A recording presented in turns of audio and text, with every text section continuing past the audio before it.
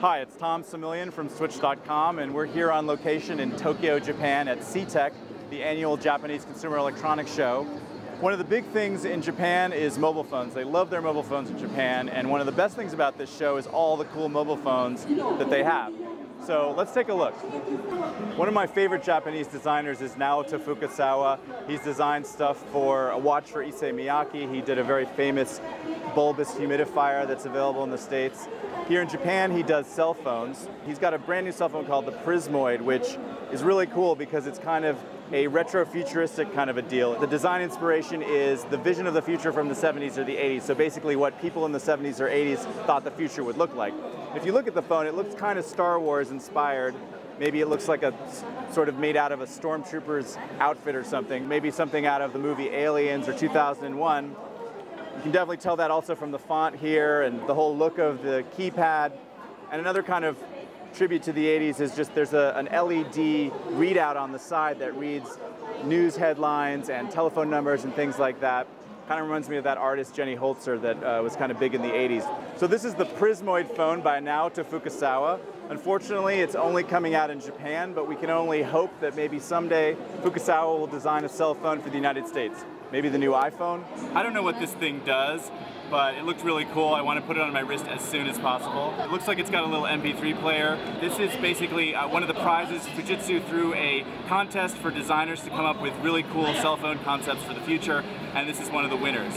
Again, a wrist phone, unlike any other I've seen. Eco-friendliness is a big trend, and nowhere is this a bigger trend than in Japan, which is very densely populated. With that in mind, NTT Docomo, a Japanese telecoms company, has come out with the Touchwood phone, which is actually made of wood. Now, why is wood a little more eco-friendly? Well, this is made out of cypress wood. They use wood from trees that have been cut down that was just going to be thrown away.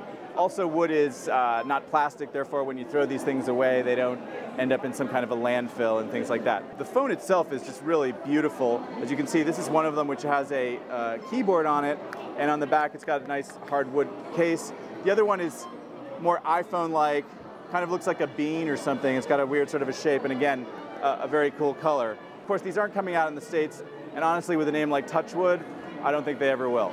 We all have LCD screens on our phones, but LCD screens use up a lot of energy, which wear out the batteries pretty quickly. But Sharp has a new solution to that. It's called the Memory LCD, and what it is a very low power consumption LCD that actually remembers what the image is.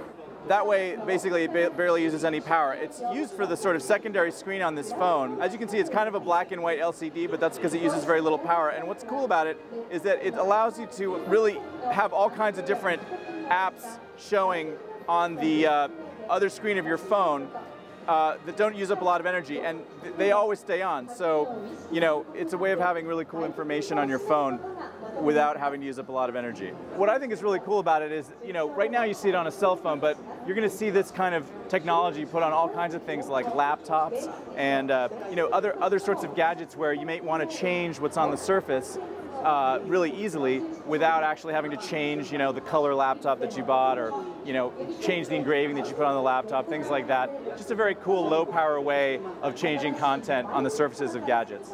So there you have it, some of the cooler phones that we saw here at CEATEC this year. Unfortunately, most of them won't be coming out in the States, but hey, we can wish, right?